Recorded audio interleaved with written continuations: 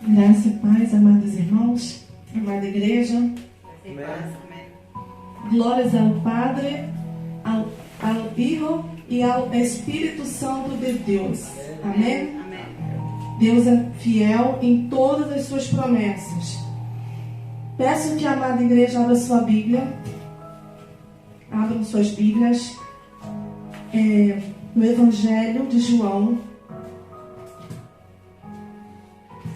capítulo 4, versículos 13 e 14, para começarmos o nosso tema de hoje. Amém? Amém. A palavra do Eterno diz assim: afirmou-lhes Jesus: quem beber desta água tornará a ter sede. Aquele, porém, que beber da água que eu lhe der, nunca mais terá sede. Pelo contrário, a água que eu lhe der será nele uma fonte a jorrar para a vida eterna. Aleluia! Glórias a Deus! Aqui nós temos uma passagem muito conhecida. Hoje estamos no culto de missões,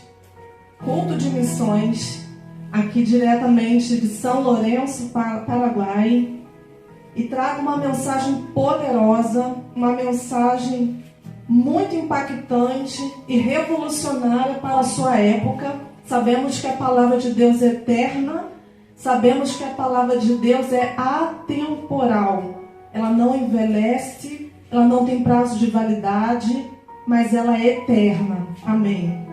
Quero abordar a importância que Jesus deu a essa mulher. Que mulher é essa? Estamos num cenário muito controverso. Jesus saiu ali da Judeia. Os fariseus estavam intrigados com aquele homem, porque eles tinham ouvido dizer que Jesus batizava, que Jesus fazia o batismo de João. Certamente que não. Jesus teve o seu ministério muito curto e a função de batismo era de João e dos seus discípulos de João o Batista. Aqui no livro do Evangelho, no Evangelho de João, o apóstolo de Jesus, estamos aqui tratando de João o apóstolo, é mencionado sobre essa mulher. Jesus sai daquele lugar, atravessando pela Galileia, passando pela cidade de Samaria. Aleluia. Ele então vai até um poço chamado Poço Sicar. Amém? Amém.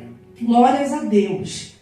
Esse poço era o poço que o pai Jacó, o patriarca, deixou para o seu filho José.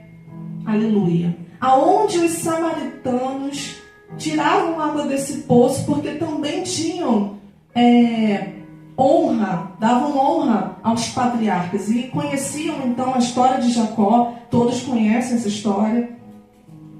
E a Bíblia diz que os samaritanos, há muitas gerações atrás, haviam se contaminado, haviam adulterado a verdadeira adoração ao único Deus de Israel.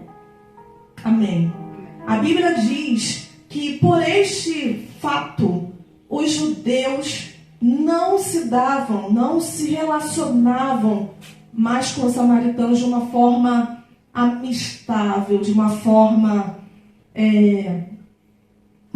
assim, que pudesse ter um bom relacionamento com a cidade vizinha, eles não aceitavam a cultura dos samaritanos, eles chamavam os samaritanos de mestiços. Por quê? Porque eles tinham uma única adoração.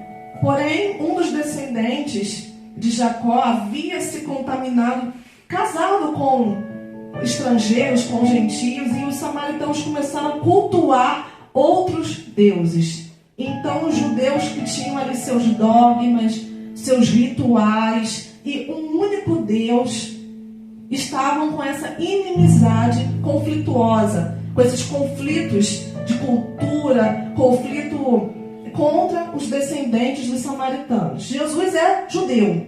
Jesus passa propositalmente naquela cidade, porque Jesus tinha uma missão. Você pode abrir sua boca nessa tarde e noite para glorificar a Deus, porque Deus enviou o seu Filho para cumprir a missão que homem algum jamais poderia cumprir.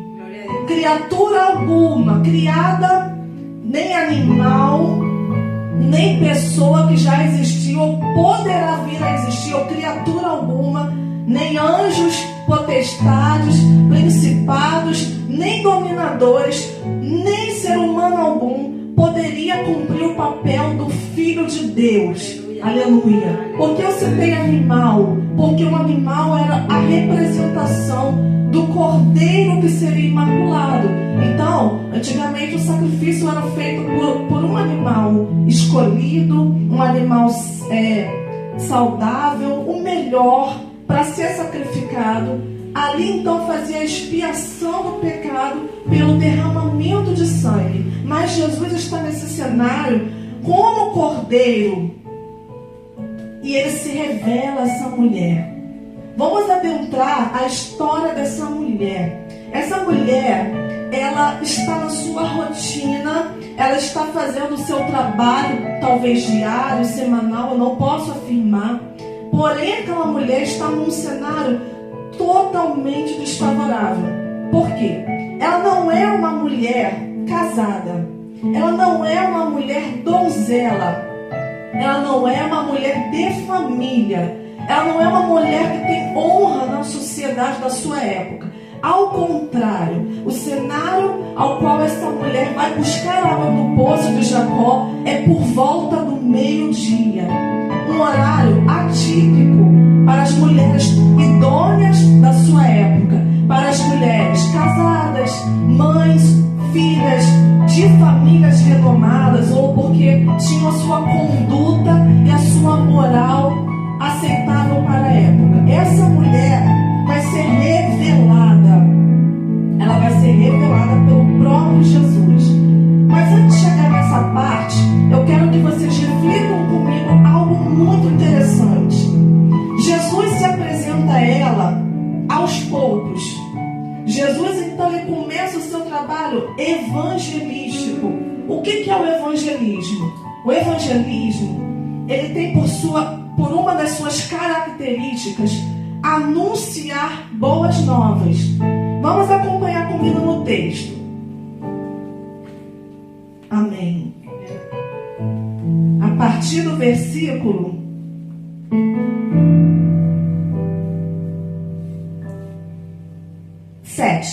4, versículo 7 do Evangelho de João. Capítulo 4 do Evangelho de João, a partir do versículo 7. Vamos ver como Jesus vai se revelar a esta mulher de uma forma sutil, primeiramente, num nível totalmente diferente de outros que cruzaram o caminho de Jesus, ou que ele próprio cruzou o caminho de tais pessoas.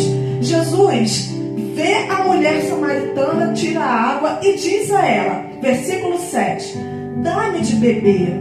8, pois seus discípulos tinham ido da cidade para comprar alimentos.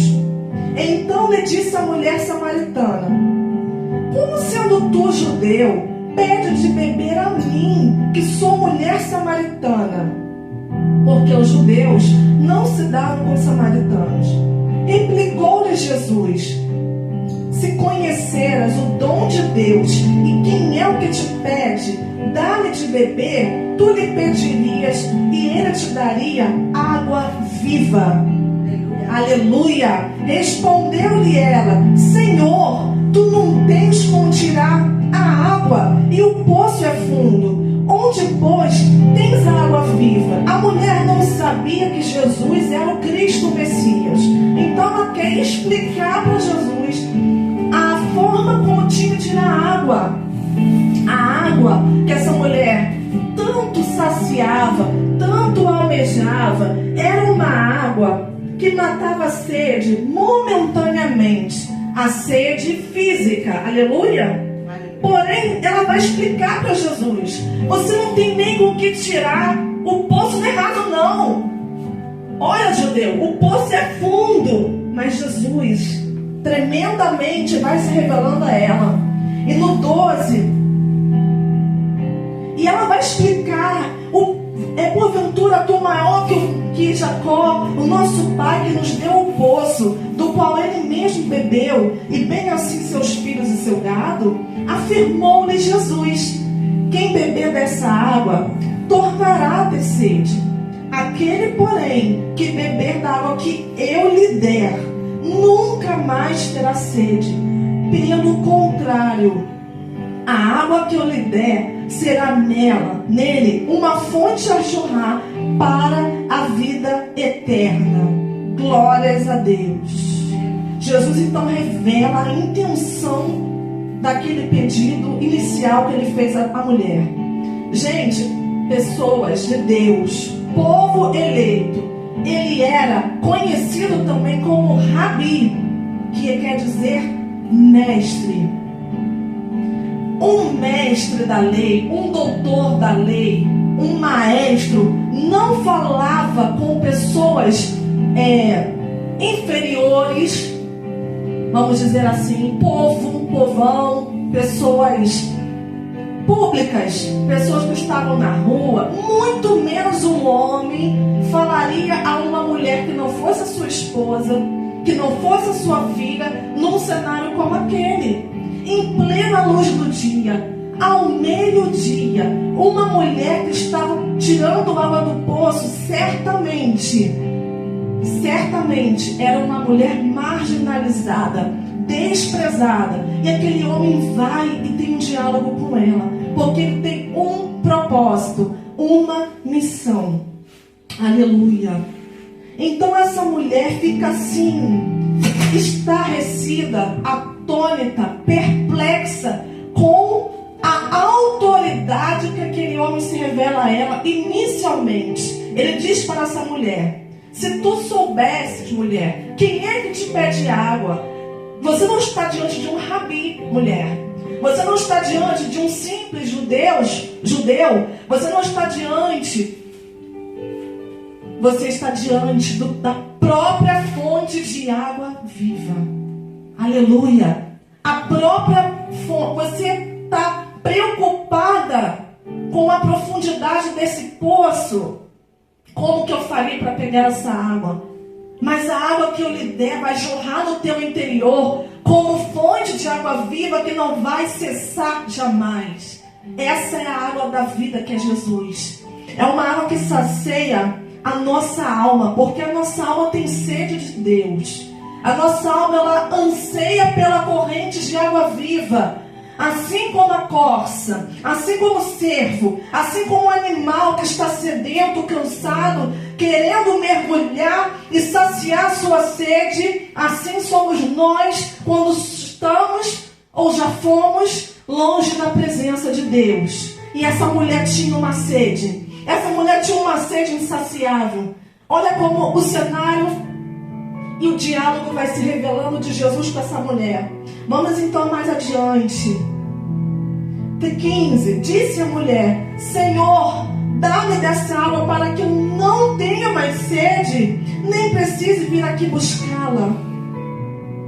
Ao que lhe respondeu, disse-lhe Jesus: vai, chama o teu marido. Aleluia! E vem cá. E então Jesus toca na questão do problema. Toca na questão principal que causava essa sede insaciável dessa mulher. Amém. Jesus manda ela chamar o problema que ela tinha, insolucionável. Não sabemos porque essa mulher caiu dentro deste cenário ao longo da sua vida. A Bíblia não relata, não conheço nenhum estudo que diz porque essa mulher não tinha marido. Mas não acabamos de ler aqui que Jesus manda chamar o marido dessa mulher. Então a mulher lhe responde, 17. Não tenho marido.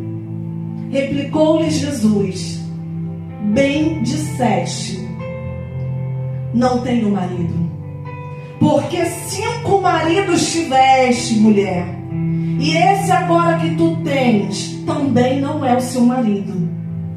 Aleluia. Senhor, disse-lhe a mulher, vejo que és profeta. Nossos pais adoravam no monte. Aleluia. Aleluia. Aleluia. Mas Jesus, ele vai dizer para a mulher: mulher, podes crer-me que a hora vem quando nem neste monte que vocês adoram, nem em Jerusalém, onde nós judeus adoramos. Aleluia.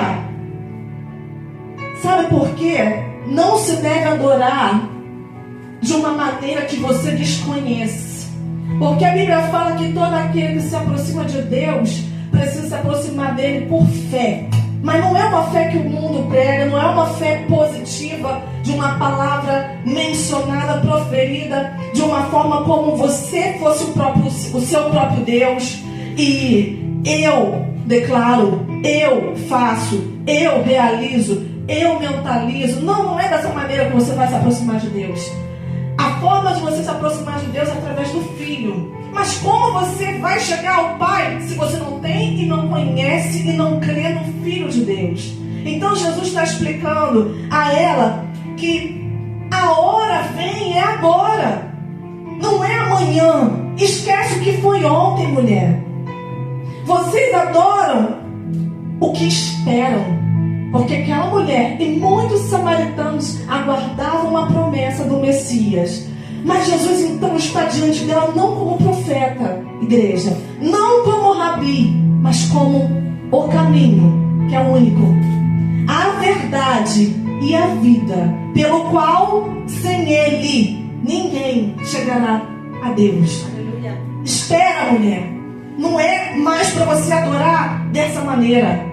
Você adora de uma forma misturada. Você adora de uma forma miscigenada. Você adora de uma forma com sincretismo, sabe? Vocês adulteraram. Embora o monte seja um monte de adorar a Deus, um lugar. Mas como você se achega a Deus se você não conhece o Filho?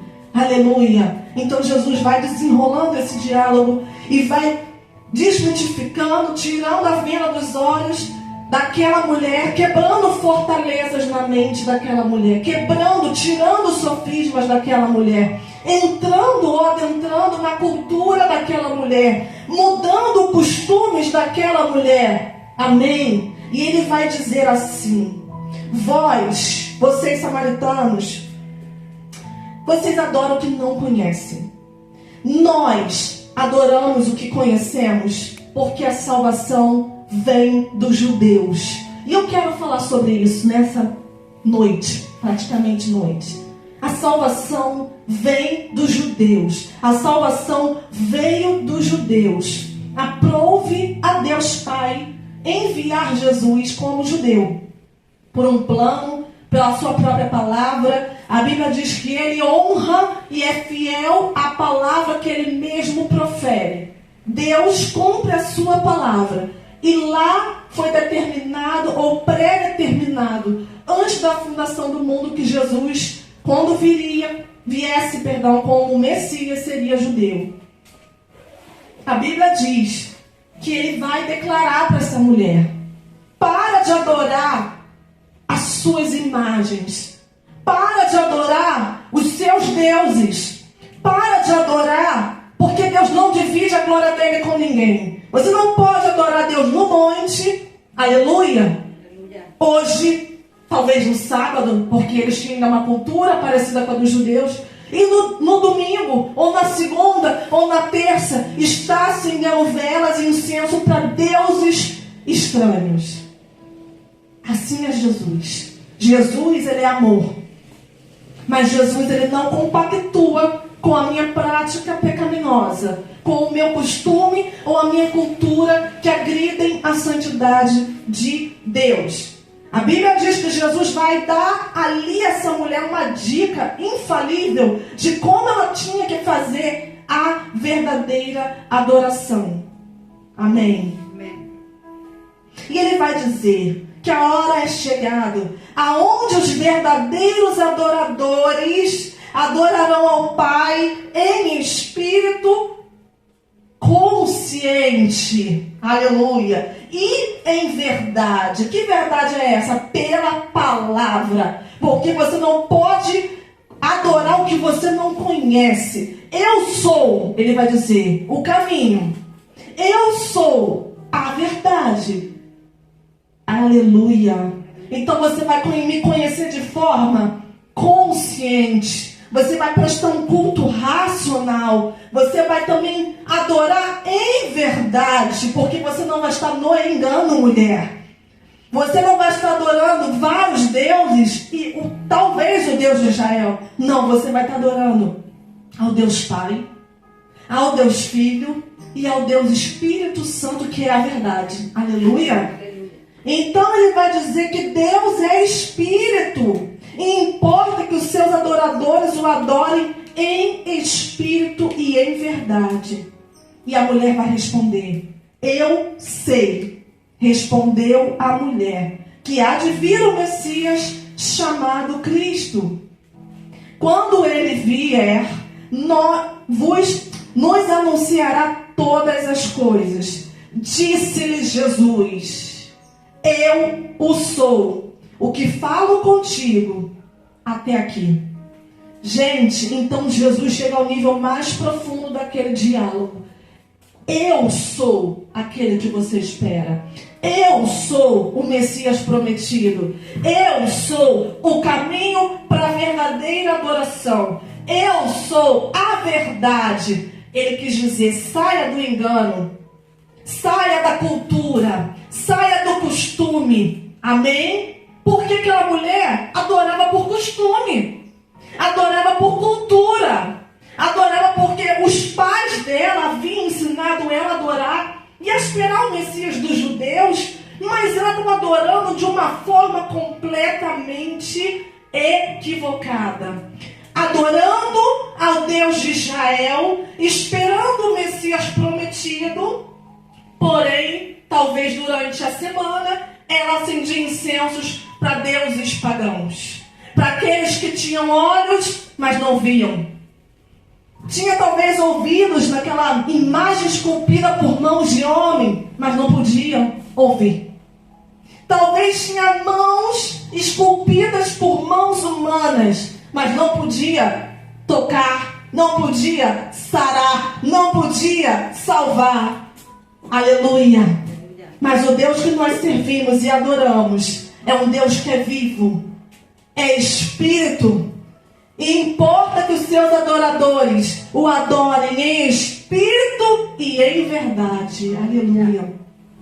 Aquela mulher então vai estar diante de Jesus, já revelado, já totalmente, ele já está totalmente, se revela e revela o propósito para o qual ele foi até ela. Porque Jesus foi até ela. Jesus não passou ali de uma forma acidental, mas de uma forma proposital. Aleluia.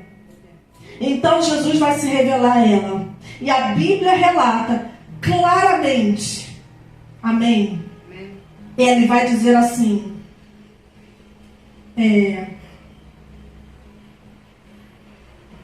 28. Quanto a mulher deixou o seu cântaro, ela deixou o seu objeto, que trazia a ela uma falsa ilusão de que aquela água, aquele costume, aquela cultura, aquela prática poderia trazer uma sede, que é uma sede que seria saciada por um momento. Ela abandona o cântaro dela. Sabe por quê? Ela conheceu a própria fonte de água viva. E aquela fonte já estava jorrando no seu interior.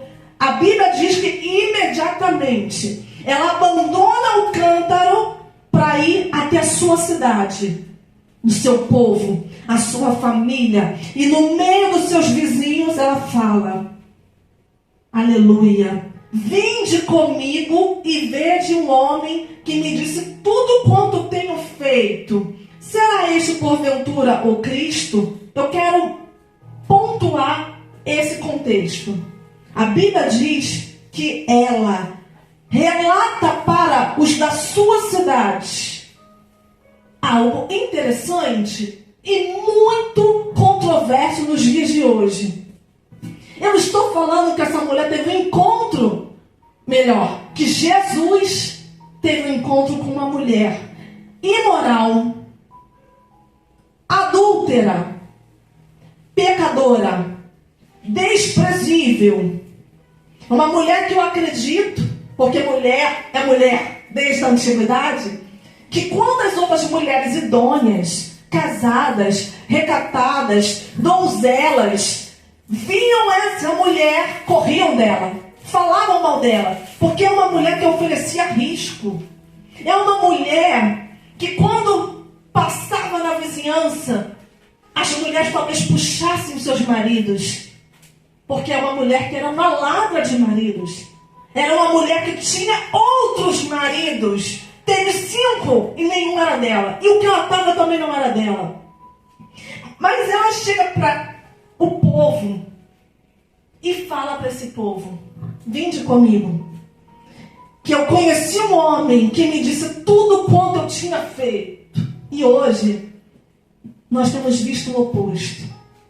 As pessoas dizem amar a Jesus e só querem mencionar a parte que Jesus é amor. Que Jesus aceita você como você é, da maneira como você está, com os pecados que você pratica, com a cultura inapropriada para servir ao Deus que é santo, que é vivo e que reina. Mas nela não. Jesus, ele vai atuar dentro da sua essência, que é a verdade. Ele oferece à mulher uma oportunidade de conhecer o caminho para a vida eterna. Essa mulher, então, está demonstrando dentro desse cenário querer essa água viva, essa fonte de água viva. Em seguida, Jesus aponta para aquilo que aquela mulher praticava, contrário à lei de Deus, ao qual ela dizia que também adorava, que também servia. E ele chama o teu marido. Ele aponta diretamente para o pecado da mulher. Esse é o Jesus da Bíblia. O Jesus que te ama, que te chama, que te oferece salvação, oferece para você uma redenção, remissão de pecados, mas que aponta o teu pecado não para te condenar, mas para te oferecer justamente a vida eterna. E aí cabe a você decidir, cabe a você escolher o caminho. E essa mulher escolheu o caminho da vida eterna.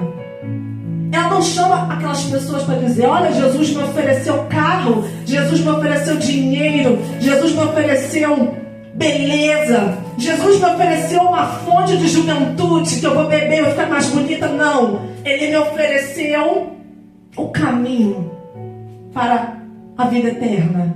E ele me falou tudo quanto eu tinha feito, de certo, de errado, de ignorância, equivocado. Ele me apontou tudo. Ele falou o meu pecado, ele falou a minha forma equivocada de adorar, mas ele me ofereceu a chance de ter a vida eterna. E essa mulher se torna, aleluia, uma mulher. Não era um homem, não era um rabi, nenhum dos seus discípulos, a primeira missionária mencionada. Aleluia! Que levou a palavra a um povo que não era o povo judeu, o povo da promessa, a um povo que estava contaminado, um povo que estava com a sua adoração adulterada com outros deuses, outras práticas, outros rituais. Essa mulher proclama do Cristo que vinha dos judeus, aquele que tinha falado contra o pecado dela, a prática e a forma de vida que ela tinha, que não agradava a Deus de Israel, mas que tinha oferecido a ela a chance de herdar a vida eterna, porque Ele era o caminho. Ele é o caminho, o único caminho que leva a Deus, porque Ele é a vida, porque Ele é a verdade.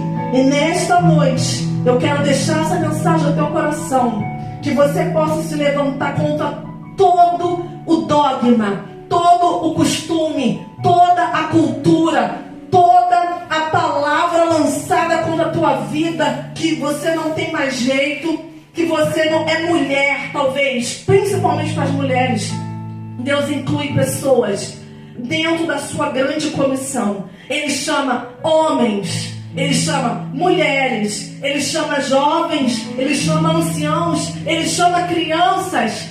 Todo aquele que confessar o nome do Senhor será salvo. Aquela mulher se torna missionária, prega para aquele povo daquela cidade. E a Bíblia afirma que saíram da cidade e vieram ter com ele, por causa da pregação, das boas novas, da evangelização daquela mulher que tinha acabado de ter um encontro verdadeiro, um encontro genuíno, e tinha produzido frutos de arrependimento.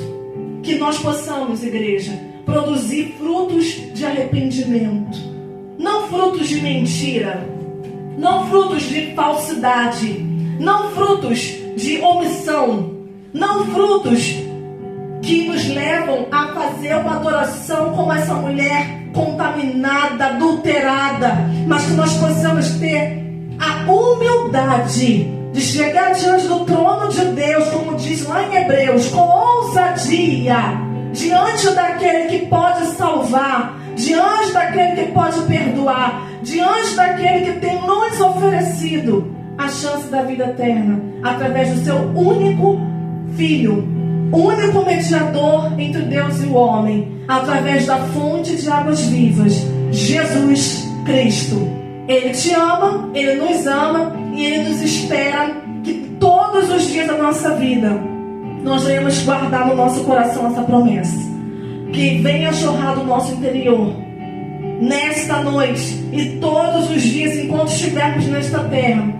Essas palavras, essa fonte de água viva, para muitos que estão sedentos, muitos que estão sem esperança, muitos que estão talvez como essa mulher, apontada, marginalizada, desprezada, talvez pensando em tirar sua vida, talvez se afundando em drogas, em prostituições, tanto homens quanto mulheres, quanto todas as classes sociais. Deus nos chama para fazer essa grande obra. Sigamos o exemplo de Jesus, que nós possamos quebrar toda forma de preconceito cultural, preconceito racial, preconceito social, preconceito contra a mulher, contra práticas abomináveis. Mas se nós não formos até essas vidas, como eles ouvirão? Como eles saberão? Jesus precisou quebrar o protocolo de uma época. Jesus precisou quebrar o costume de uma época. Jesus precisou quebrar o comodismo. Ele saiu de onde ele estava, deixou de se alimentar, porque os discípulos foram comprar alimento e Jesus foi sozinho. Jesus foi até lá. Jesus se revela, Jesus se apresenta, Jesus mata a sede da alma daquela mulher. Ele pede água para beber como homem, sentindo sede física, mas ele vê a necessidade de jorrar sobre aquela vida uma fonte inesgotável. E que nessa noite nós venhamos ser cheios do Espírito Santo e venhamos adorar todos os dias de forma consciente, prestando um culto racional, não somente no templo, nem no monte, ou quando nos convém, mas todos os dias, em espírito e em verdade. E assim eu deixo essa mensagem, em nome de Jesus. Que a graça de Deus esteja sobre as nossas vidas. Amém.